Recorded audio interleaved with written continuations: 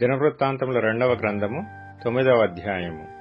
శేబదేశపు రాణి సొలొమోనును గూర్చిన ప్రసిద్ధిని వినినప్పుడు గూఢమైన ప్రశ్నల చేత సొలొమోనును శోధింపవలనని కోరి మిక్కిలి గొప్ప పరివారమును వెంటబెట్టుకొని గంధవర్గములను విస్తారమైన బంగారమును రత్నములను ఒంటెల మీద ఎక్కించుకుని యెరూషలేమునకు వచ్చెను.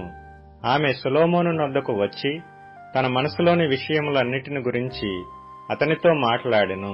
సొలొమోను ఆమె ప్రశ్నలన్నీయు ఆమెకు విడదీసి చెప్పెను. సొలొమోను ఆమెకు ప్రత్యుత్తరము చెప్పలేని మరుగైన మాట ఏదియూ లేకపోయెను. శేబదేశపు రాణి సొలొమోనునకు కలిగిన జ్ఞానమును, అతడు కట్టించిన నగరును, అతని బల్లమీది భోజన పదార్థములను, అతని సేవకులు కూర్చుండుటను, అతని ఉపచారులు కనిపెట్టుటను, వారి వస్త్రములను, అతని గిన్నెలనందించు వారిని వారి వస్త్రములను, యెహోవా మందిరమందు అతడు అర్పించు బలులను చూచినప్పుడు ఆమె విస్మయమొంది రాజుతో ఇట్లనెను: నీ కార్యములను గూర్చియు జ్ఞానమును గూర్చియు నేను నా దేశమందు వినిన వర్తమానము నిజ వర్తమానమే గాని, నేను వచ్చి దాని కన్నులారా చూచు వరకు వారి మాటలను నమ్మకయుంటిని. నీ అధిక జ్ఞానమును గూర్చి సగమైనను వారు నాకు తెలుపలేదు. నిన్ను గూర్చి నేను వినిన దానికంటే నీ కీర్తి ఎంతో హెచ్చుగానున్నది. నీ సేవకుల భాగ్యము మంచిది. ఎల్లప్పుడూ నీ సముఖమున నిలిచి నీ జ్ఞాన సంభాషణ వినుచుండు నీ సేవకులైన వీరి భాగ్యము మంచిది.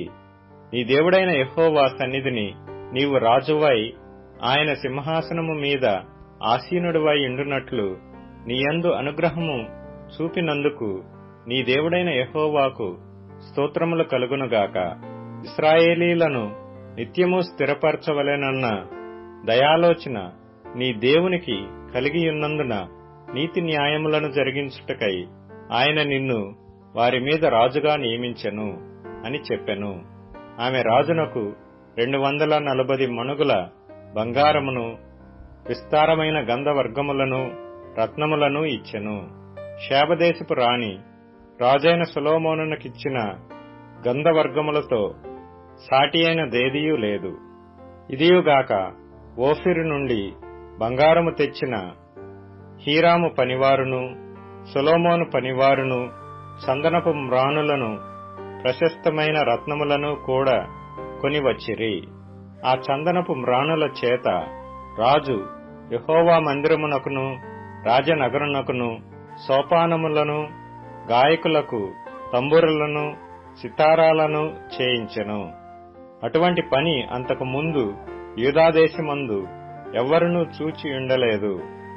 శేబదేశపు రాణి రాజునకు తీసుకుని వచ్చిన వాటికి అతడిచ్చిన ప్రతి బహుమానములు గాక ఆమె మక్కువపడి అడిగినదంతయు రాజైన సొలొమోను ఆమెకిచ్చెను. తరువాత ఆమె తన సేవకులను వెంటబెట్టుకుని మరలి తన దేశమునకు వెళ్లిపోయెను.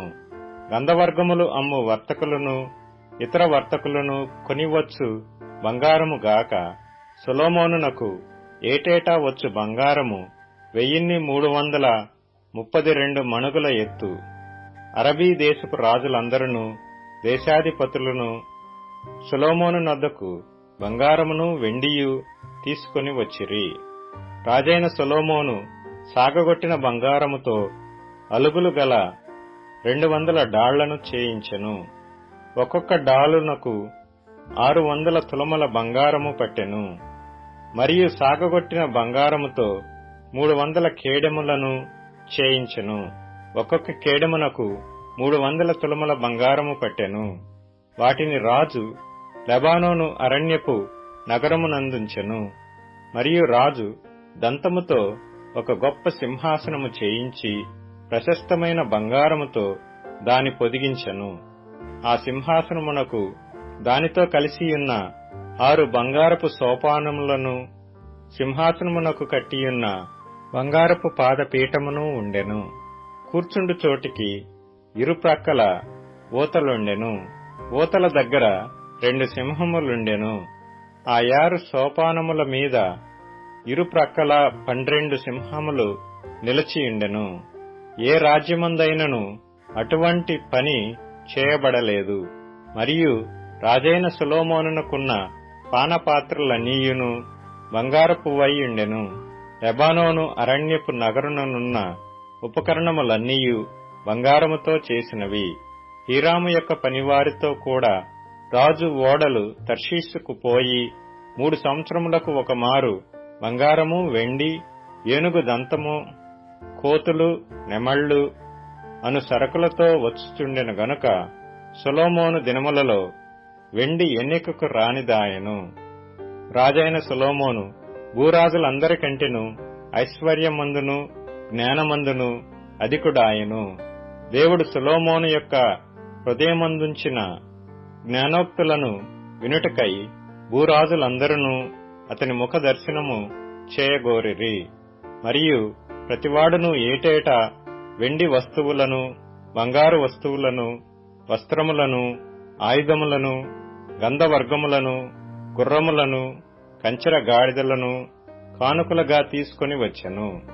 రథములు నిలువయించు పట్టణములలోను రాజునొద్ద యెరూషలేములోను సొలొమోనునకు 4,000 గుర్రపు శాలలను, రథములను, 12,000 గుర్రపు రౌతులను కలిగియుండెను.